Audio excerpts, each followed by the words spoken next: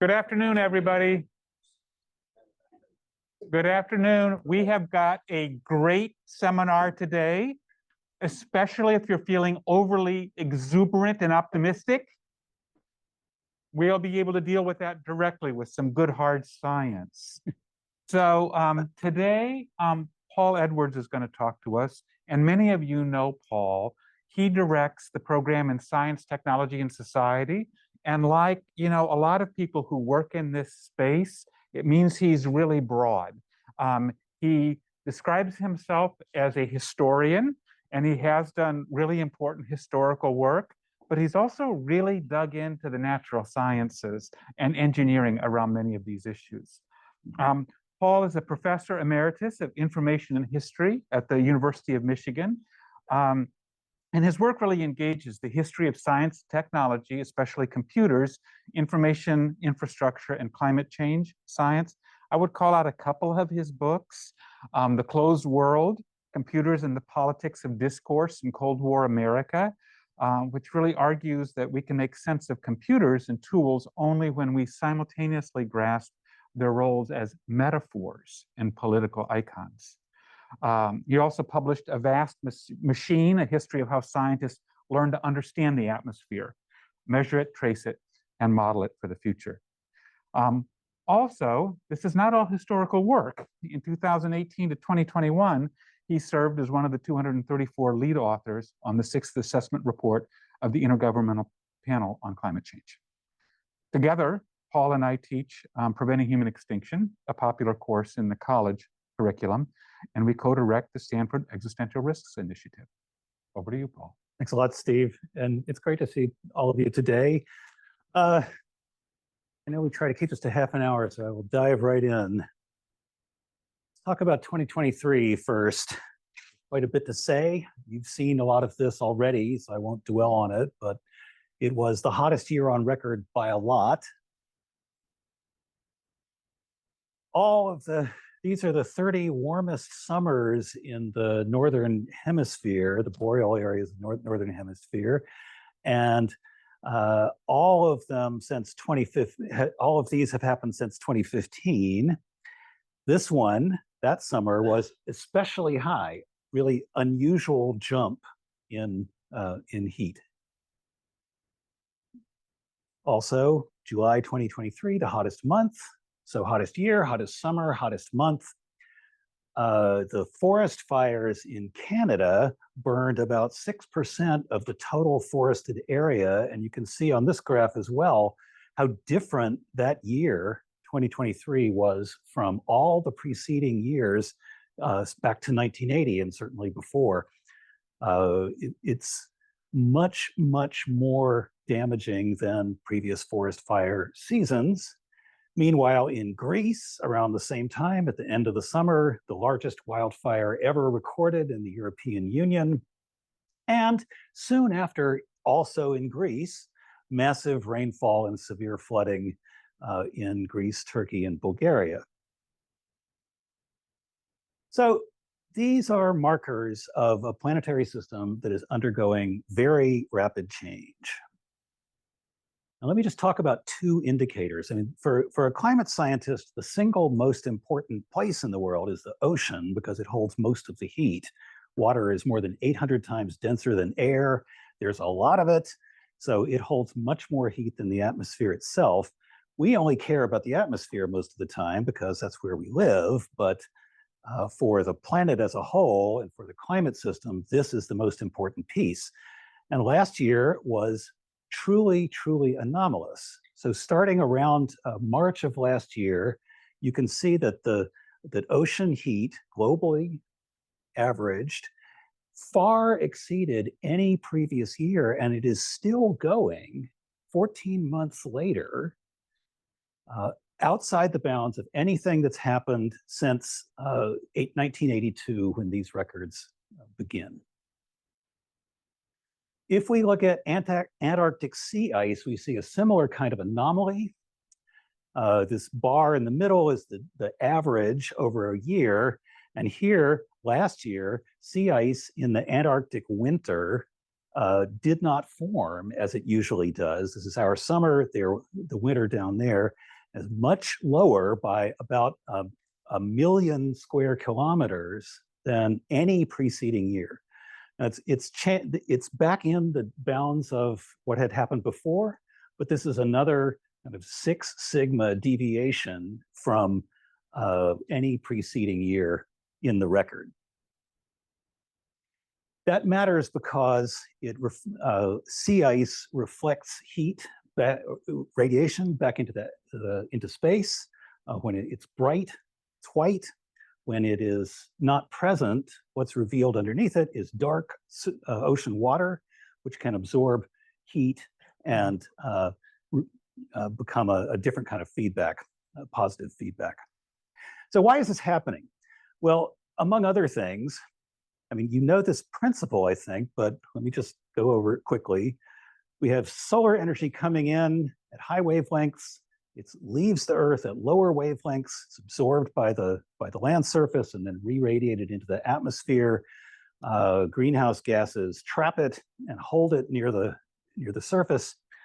The total Earth system is a balance between this incoming energy and outgoing energy. If they balance, then the climate is in equilibrium, it's stable. If more is going out than is coming in, that would mean it's cooling, but instead, what's happening is that it's being retained at Earth's surface. So this is expresses the idea I just said. What we can see here is that since 2001, by satellite measurements at the top of the atmosphere, so this captures the whole of the planet, the outgoing and incoming are out of balance, and the imbalance is growing.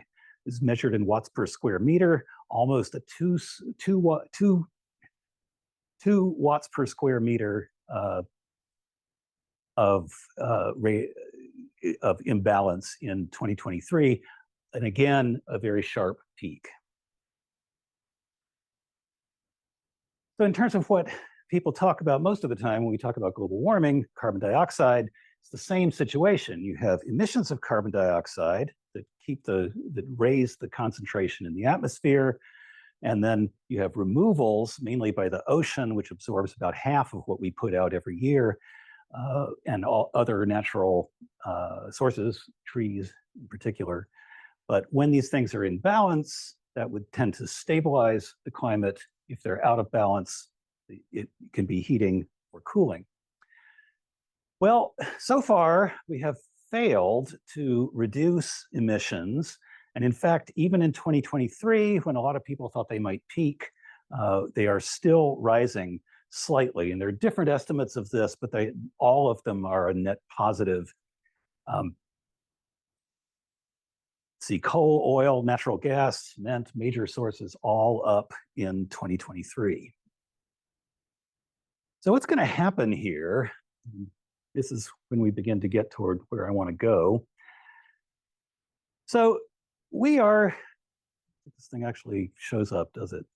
So we're somewhere between this line and this line right now.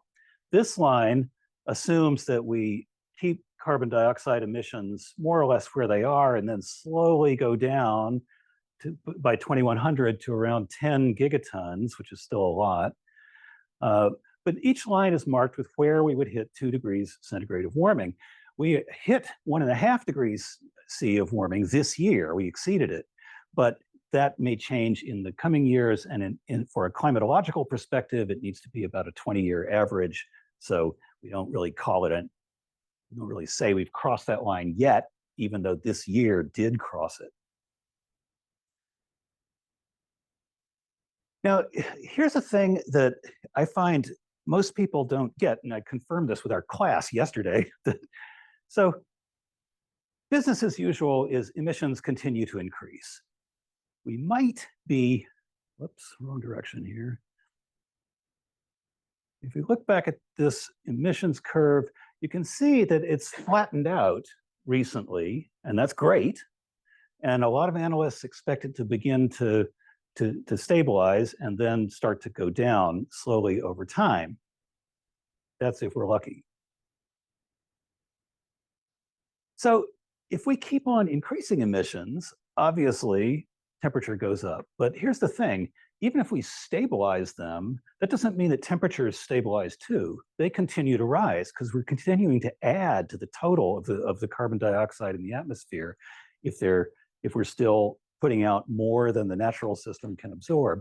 Even if we reduce by quite a bit, we're still going to see temperatures rise until we hit maybe about 70%, until we get to about 70% of where we are now. And then it might flatten out. But to really make it go down, we need to stop emissions altogether. And that's usually talked about as a net balance between emissions coming in and some sort of technological or natural withdrawal of carbon from the overall system to allow us to continue to burn some fossil fuel without wrecking the whole climate. The problem is, right now, that we do not have anything like a trajectory that will reduce emissions over time. So these are the commitments, current commitments from the Paris Agreement. This is current commitments plus the land, without land use and land use change, they look a little better, but land use change is still happening and is likely to continue and make things worse. So right now, we're not near it, and government plans for fossil fuel production, including in this country, if we pull out everything that governments have already permitted for fossil fuel companies, we're going to be emitting more than our 40 gigatons a year and not be on any of these trajectories to draw emissions down. So for most of the time that I have been studying this phenomenon, which is now 30 years or so, the range of estimates of climate sensitivity has been pretty stable at 2.5 or 3 degrees.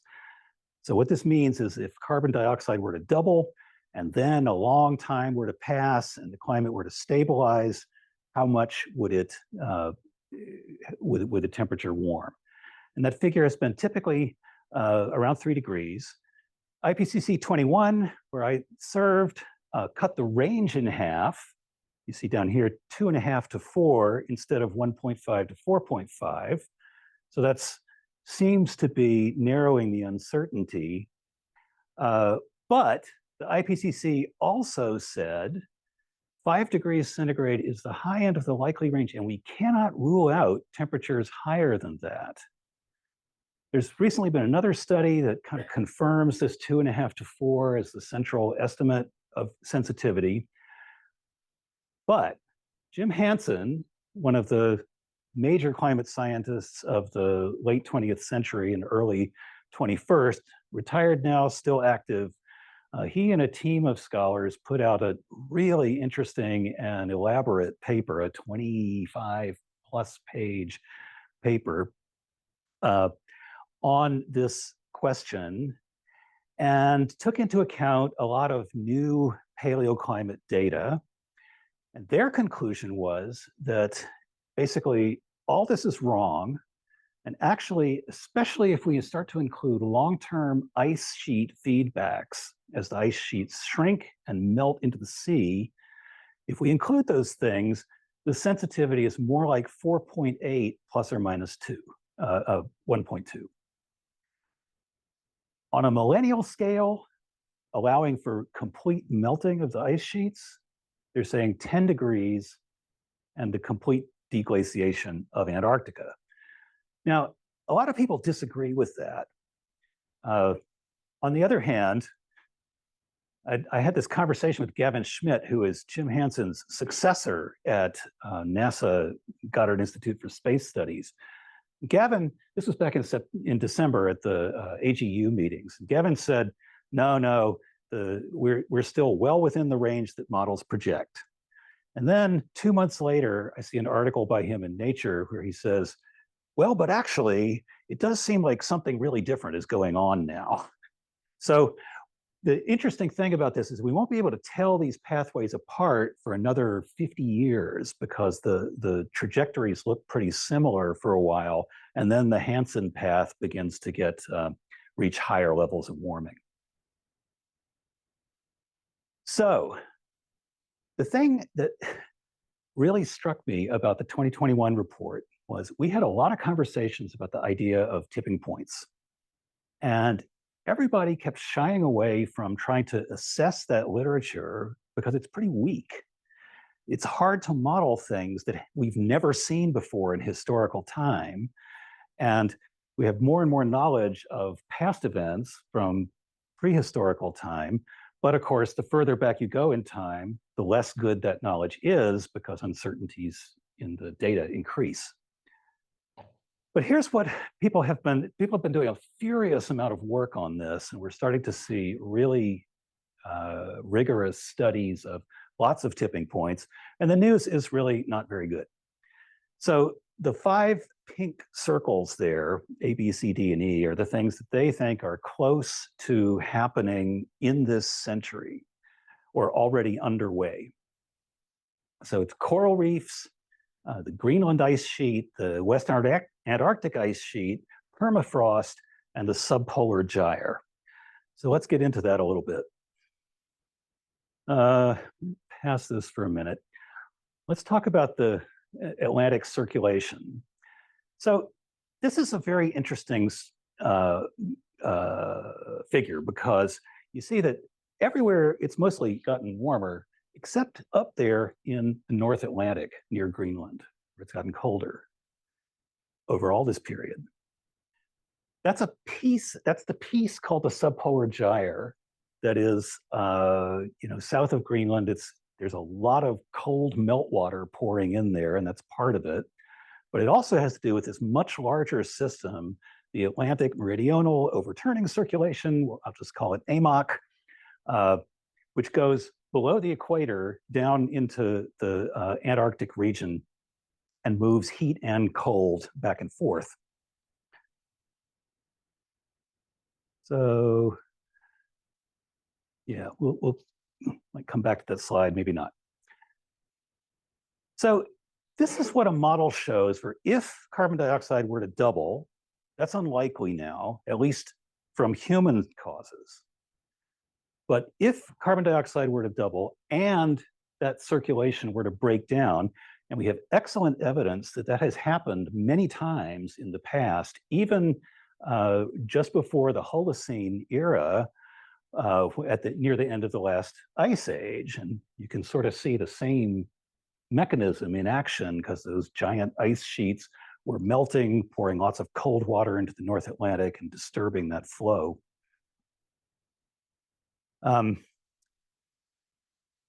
This is a huge issue because now there is good evidence that the circulation has slowed since 1950, and pretty good evidence that it's likely to slow more and perhaps even stop.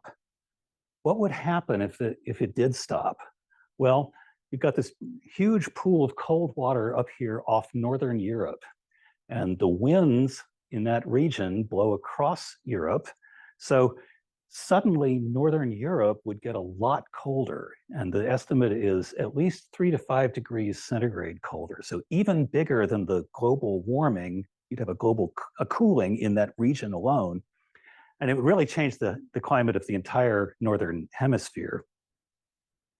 As you see here, it could also be a big blow to wheat and maize growing regions. So we've got lots of things where natural sources of greenhouse gases are beginning to materialize and become really significant in the global system. Permafrost is thawing. There are model-based studies that say the permafrost has already reached a tipping point where it is not possible to stop it from thawing anymore. And as it thaws slowly over decades, all the organic material in that permafrost begins to decay and releases methane into the atmosphere. Then on top of that, we have all the forest fires in the boreal forests, many of which are have experienced devastation from bark beetles. They're already dead and dry. So that's part of why we see this phenomenon in Canada, this massive hit on the forested area there. In Alaska, this is a river that is located near some mines, so you might be tempted to think that this is mine drainage, but in fact, this is upstream of the mines. And what's happening here is that iron and other metals are being released into the water from the melting permafrost and causing it to look like rust. It's toxic. It's going to already inhibit mining because the mines downstream can't add to that toxicity under legal standards. So they would have to stop their operations for a while and hold back water. I love this example, though it's still kind of grim. Up on the top, you see tundra in Alaska on the North Slope in 1980. On the bottom is 2019, after beavers have moved in and begun to colonize it and created all these beaver ponds. This is happening all over the northern part of this continent. That's a problem for climate because the tundra is relatively bright, but the water is dark, so it absorbs the radiation and contributes to heating. Same thing with boreal forests moving northward. Just as the ice retreats, the forests move northward. They're dark. What they're replacing is bright ice. So that too increases the albedo effect. All right, now what you're all here to hear. Is it an existential risk? Well, I really like this framework for thinking about this. So on the left, we have well-being, basic needs, and physical survival at the top. On the lower, we have a scale from individual all the way up to global and humanity as a whole. And then there are different permutations. And they're kind of looking at the COVID-19 pandemic and saying it's an existential risk to individuals, for sure. To a lesser extent to some communities, for example, nursing homes, that sort of thing. Not so much a risk to survival at the level of nations or the globe as a whole, but still an important risk. Then we have global catastrophic risks restricted to the globe as a whole. And then what they've done is to say, well, we can have different degrees of existential risk, you might say. So obviously, a risk to you is an existential risk to you, but there can also be risks to communities and nations below the level of the globe as a whole. So we'll talk about that a little further now. None of these are actually reaching the level of human extinction, which would be the most rigorous way of thinking about existential risk.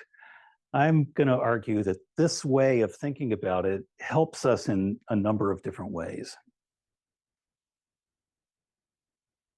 We start to look at how people are thinking about this. The World Economic Forum surveyed more than 1,200 people. Over the next 2 years, climate change, natural disasters, and environmental damage are high on their list of risks. But over 10 years, almost all of the risks are related to climate change. This is a long list, so it goes well below this. But this indicates that people in the kind of World Economic Forum environment are recognizing the severity of the risk.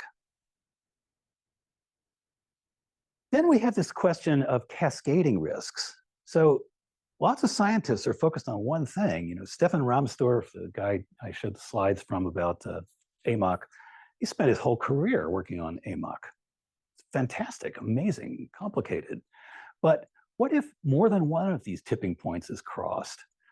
So if it's not just the weakening of the AMOC, but also the dieback of the Amazon, which is underway, and disintegration of ice sheets near both poles, what happens to other tipping points if any one of those goes? So this was a model-based study that looked at what's the likelihood of multiple tipping points being crossed below the Paris 2-degree limit? So even if we're somehow able to limit the human effect, what's the chance that these tipping points might be, multiple tipping points might be crossed and feed back on each other? And basically what they're saying is that you get 2 and 3 element cascades pretty easily in this model, even below the Paris limit.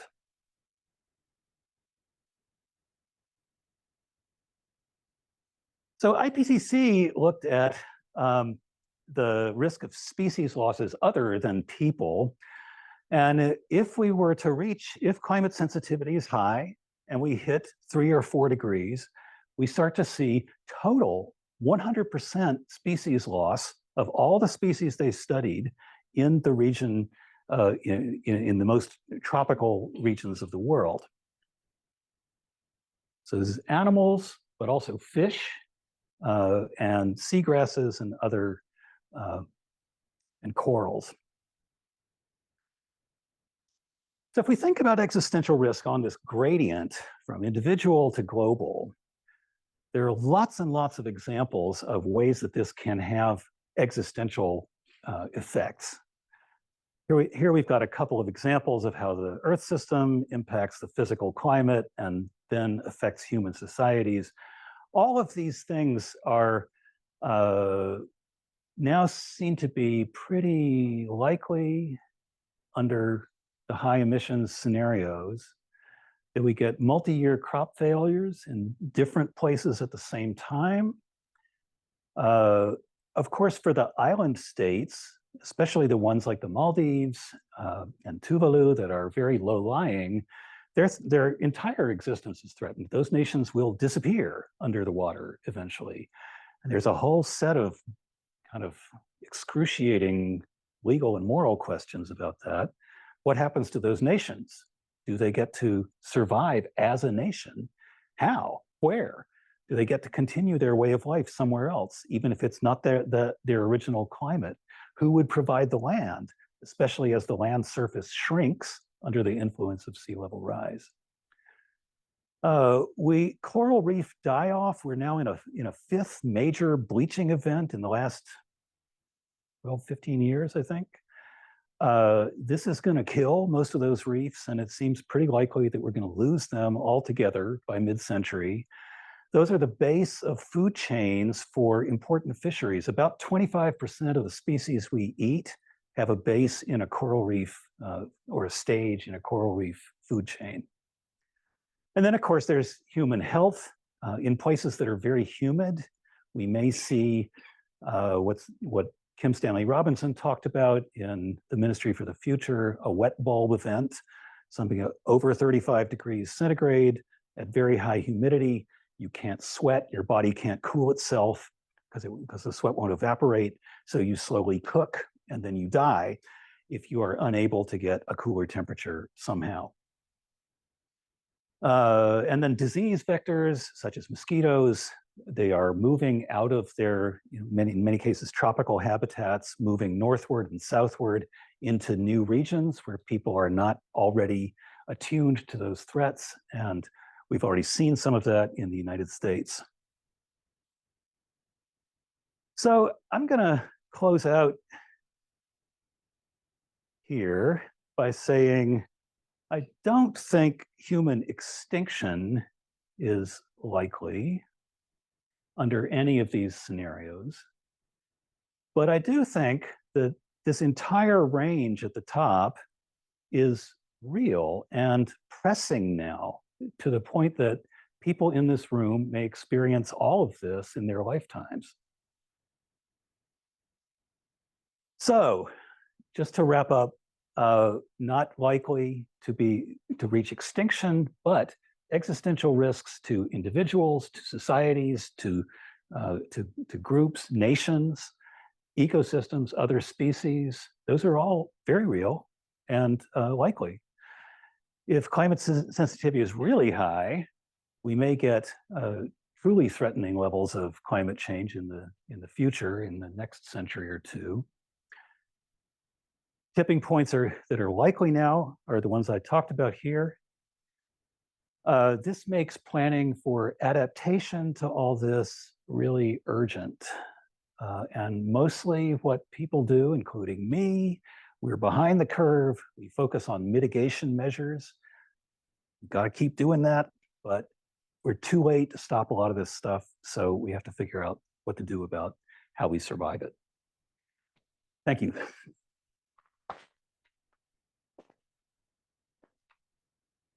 Well, thanks, Paul. I'm sure there are questions in the room, and we also have an audience online. What we're going to do is we're going to follow the usual CSAC rules, raising one finger, and I will get your name down or try to get your name down. And please raise two fingers if you have just to follow on, not a new separate question. And I ask any of you who are online and want to participate, please use the Q&A function. All right, open for questions. Yes, Max. Thanks, Paul, for the great talk. I'm Max, one of the postdoctoral fellows here at CSAC, the Central Center for Air Safety, and of course, ZERI as well.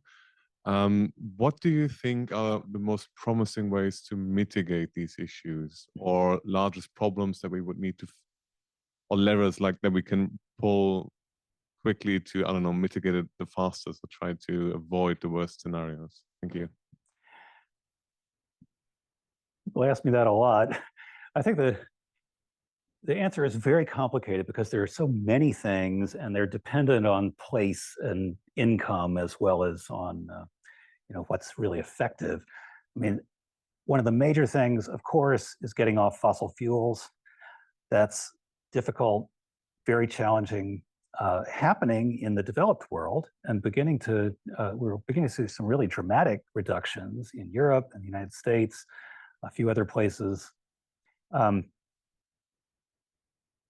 Eliminating subsidies for fossil fuels would go a long way to reducing that risk, and that is something on the order of $6 or $7 trillion a year that those fuels are subsidized globally. So that price change alone, if it were somehow possible to make it happen, would go a long way toward reducing that risk. But there are lots of hard to mitigate risks, like or areas like cement production, steel manufacturing, and we're starting to see progress on that, but we're a long way from solving those problems. And then the biggest and thorniest problem of all is agriculture, because very little progress has been made on reducing emissions from agriculture, from industrial processes like synthetic fertilizer, but also things like paddy agriculture releases a lot of methane, and yet it is the main way that many people in the world grow rice, and they're not likely to change that, barring some major push. So, Next, I'm going to take an online question. Oh, do we have somebody back there, Katie? Well, we'll do the online question, then we'll go back to the corner. The online question comes from Gene Rosenberg. What are your views on proposed climate geoengineering? I guess I got to start talking about this. Well, so there's a modeling organization called GeoMIP, the Geoengineering Model Intercomparison Project, that tests various schemes to see what would happen if we use them. And there are many, many schemes. My favorite among all of them focuses on keeping the poles cold and frozen for that albedo effect without kind of shading the rest of the world. But every model study basically shows that while you can control global average temperature pretty easily, sulfur dioxide injections, shades in space, lots of other schemes, you can control temperature globally, but whatever you do, you end up moving water. So precipitation changes from place to place, and that can have a huge effect on agriculture and lifestyle. So it's very risky. But on the other hand, what we're doing right now is even riskier. So I sort of think we're going to end up doing something about that soon. The best things to do would be the various schemes that can be easily reversed. So if you do things, if you try it and it starts to have bad effects, you can just stop and hopefully the climate will revert to its previous state. I don't have any particular scheme that I think is much better than others at the moment. Sure. Hi, Sherry Zacks, visiting faculty fellow here at CSAC. Thank you so much, sort of. Thank you so much for ruining my day.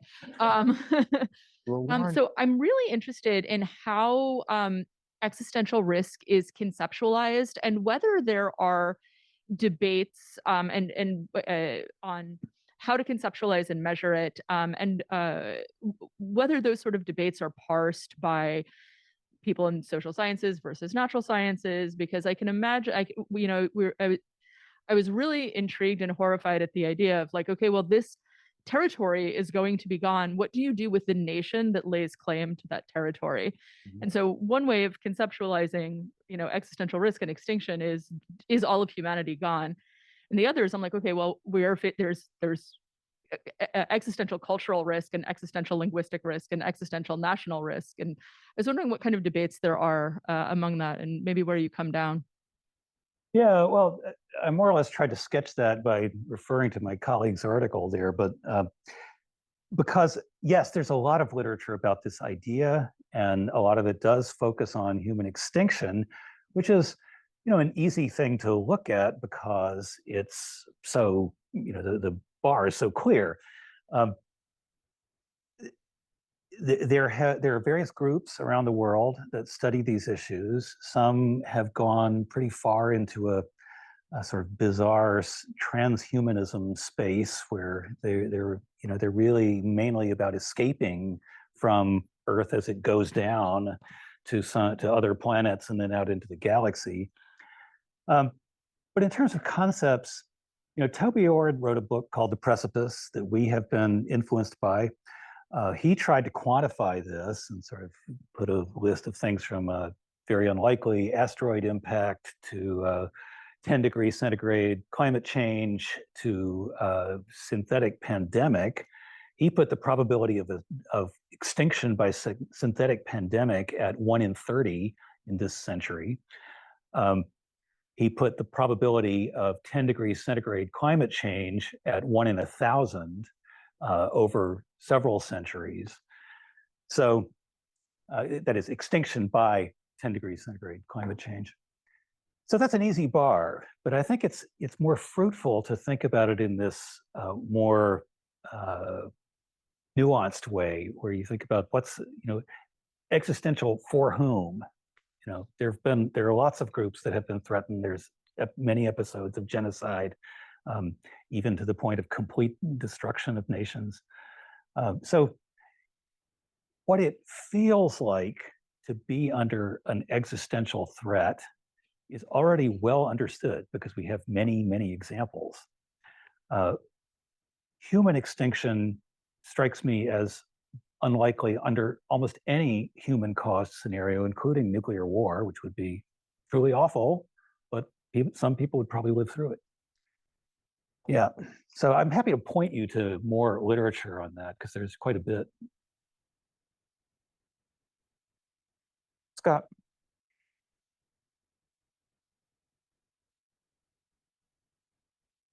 You've talked about Ord, but you haven't talked about his colleague McCaskill and his views that human survival under these scenarios, even, for example, if the nuclear winter scenarios are right, that you'd have the population that existed on the planet at 1,500 BC, and therefore in 2024 plus 1,005 BC in the future, we'd be back to where we were. And so long-termism perspective is that it's not as bad as many people think. Can you talk about that view in general? And I've been surprised at the popularity, at least among some groups, of that extreme long-termism. Yeah. Comment on it. Yeah. Well, So if you take a kind of abstract philosophical perspective, which is what McCaskill is a philosopher, it makes sense to think about what is the value of all the human lives that have already passed and all the human lives that might exist in the future, so that if there's a scenario where a few people survive and then build back, the value of all those lives accumulates on top of whatever has already happened, and ultimately exceeds, what if it goes on for many, many, many millennia, exceeds the value of everything that's gone before, so that it's worth trying to protect that possibility. And it's hard to disagree with that. But part of what they do with that, for what you're talking about is extreme long-termism, is they then say,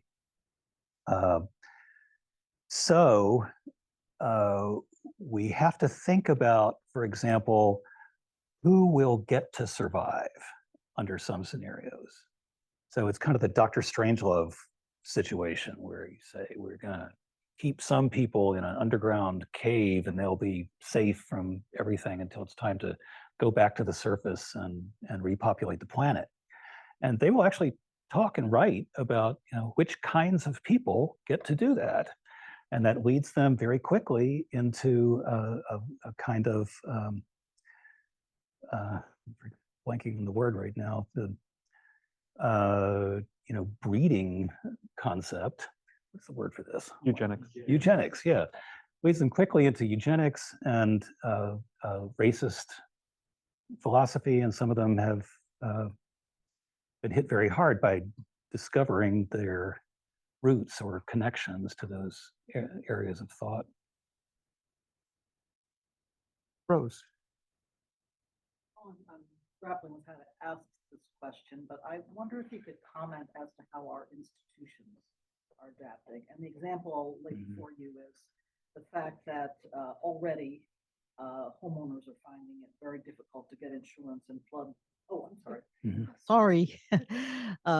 Adaptation of institutions, and it seems to be happening willy-nilly. Insurance companies refusing to insure homeowners in flood-prone areas, and that is gathering steam now. So it's happening willy-nilly. Our institutions somehow are not thinking forward about how to handle their putative role. At least if you take this insurance industry example seriously. So I'm wondering if you've thought at all about that. Oh yeah. So insurance is a great example because it's an industry. It's entirely based on thinking about the future and having some empirical basis for attributing risk. And beginning easily 20 years ago, maybe even 25, some of the big reinsurance companies, Swiss Re, Munich Re, Lloyd's, they insure the insurance companies, and they began to have climate research units where they started to try to take into account, if you've got beachfront property and you want to have a 30-year mortgage on it, what's the probability that it'll still be worth its value when those 30 years are up? So they've been doing that research and passing along some of their assessments in the form of prices to the insurance companies themselves. And of course, what you just said about California, Florida is another example, places where insurance rates are just skyrocketing because the insurers are beginning to see the long-term risk. Other institutions adapting, the Framework Convention on Climate Change was signed in 1992. It's been 32 years. During that time, emissions have only increased overall, though in some places they have dropped.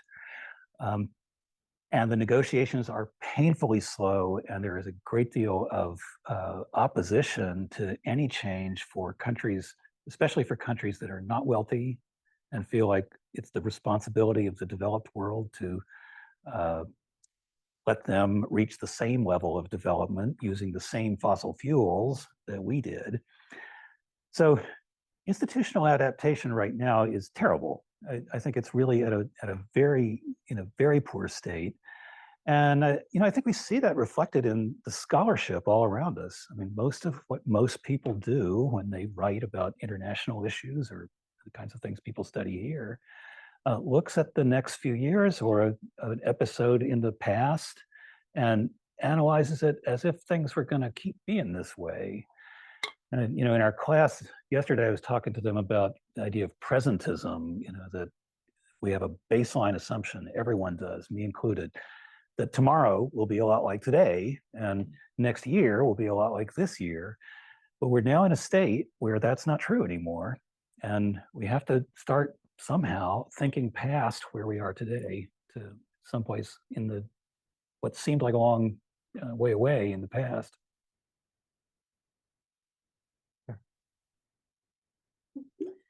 Hi, Rhiannon Nielsen, cybersecurity postdoctoral fellow here at CSAC. Thank you so much for the talk.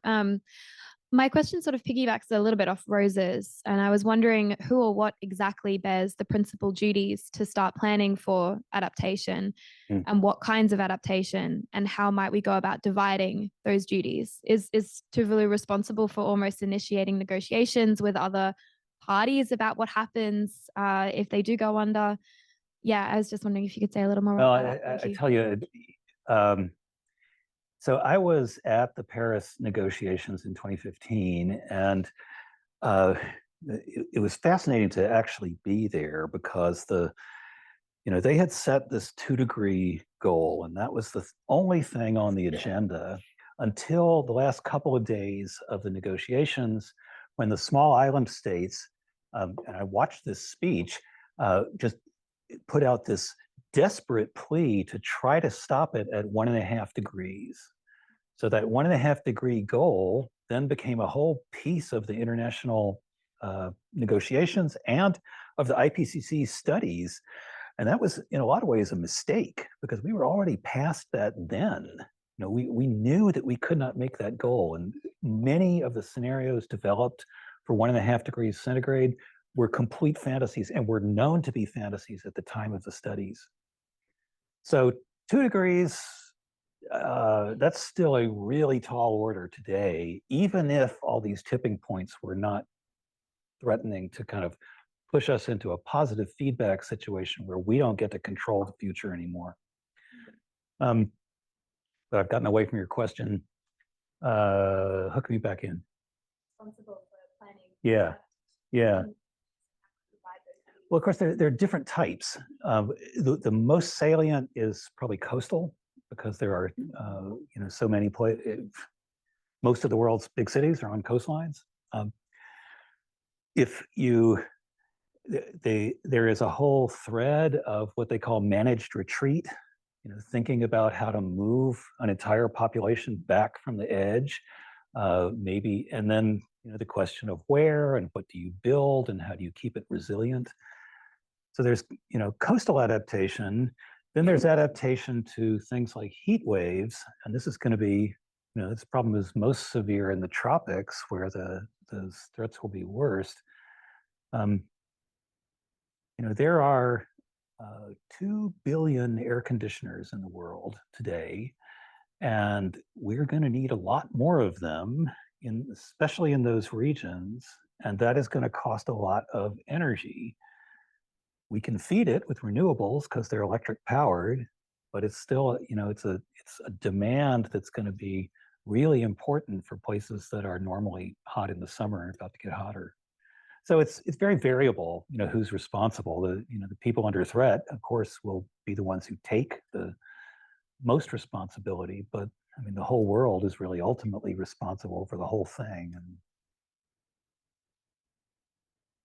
And let me just take a question from online, then we'll go back with you. So a couple of the online members of the audience are asking about how these insights might be taken forward in terms of how your efforts at communicating this to government, or more generally to excite international action. So saying this being CSAC, it's not just about where we are, but how do you see the translation going forward?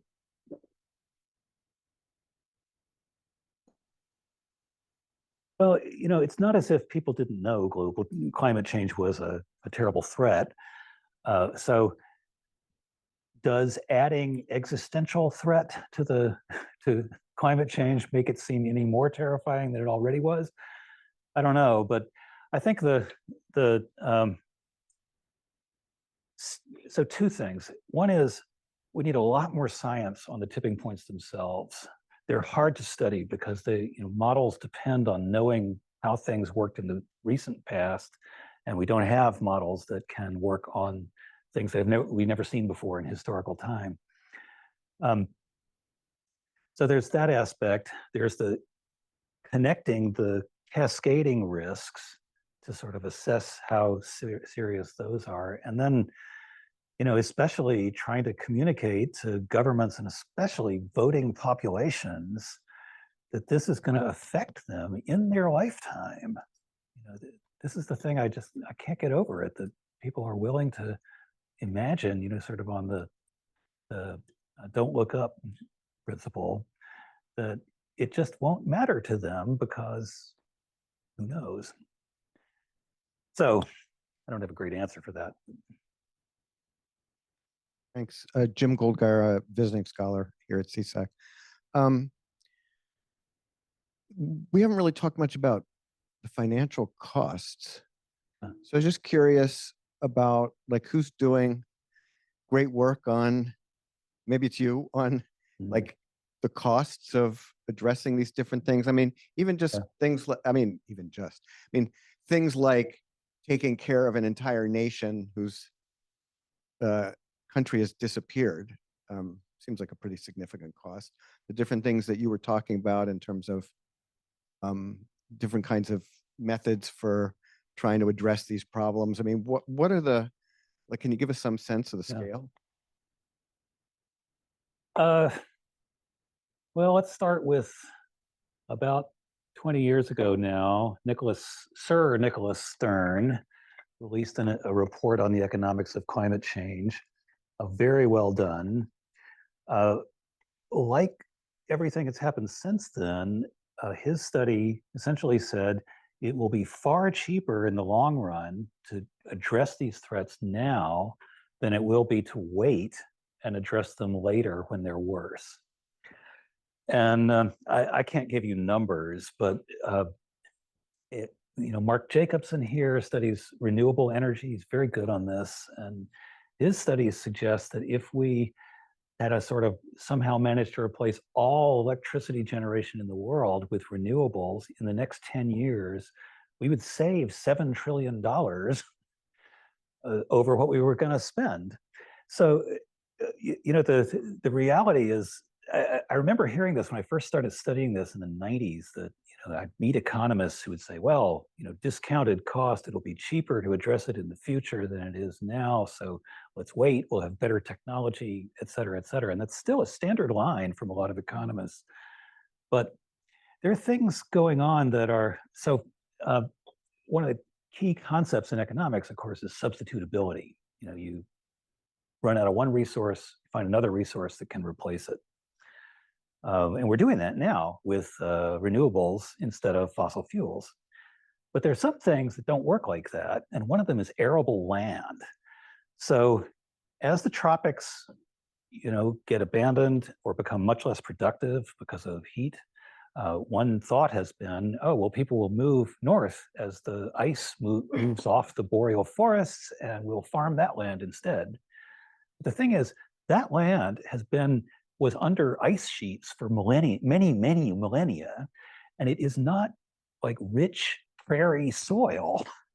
So it's not, in fact, arable. A lot of it is only a few inches deep as soil.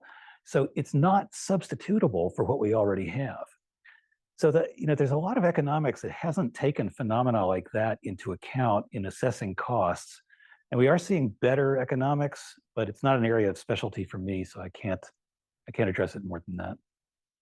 Rod, can we get the microphone to Rod? Thanks, Kate. Paul, thanks for an excellent talk. What I'd like to ask about are the inconsistencies between state actions.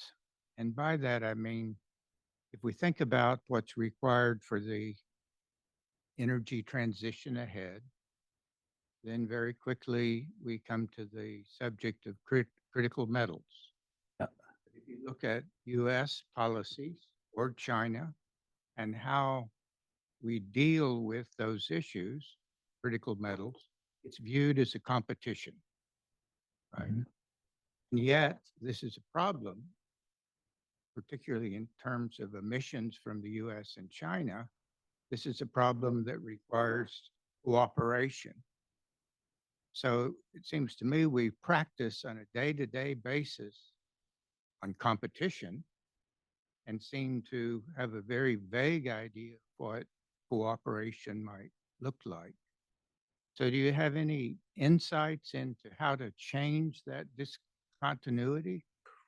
Because, we can't, there's no winner in Yeah. the global climate change. Mhm. Either you cooperate Mhm. or you fail. Mhm. And even if you cooperate, still a high probability of failure. Well, Rod, I think you have stumped me.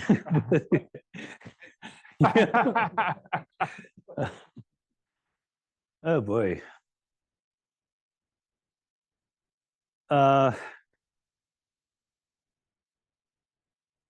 I don't have great insight into the specific issue that you mentioned, critical metals, but international cooperation is, obviously to me a big part of the solution to this. You have governments that don't care about it. Russia, the lots of the authoritarian states, with the exception of China at the moment. Very, very challenging. Yeah, I don't think I can answer that, frankly, but it's a good question. But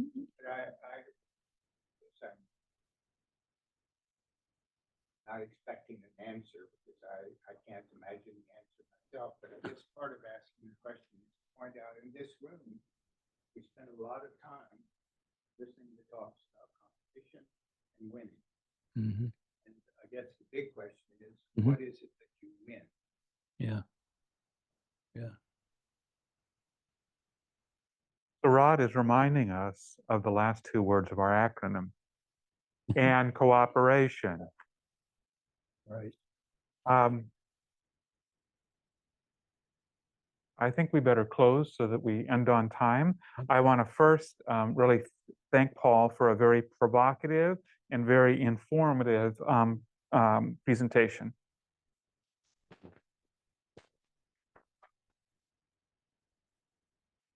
And I want to thank the audience, both here and online, for their questions.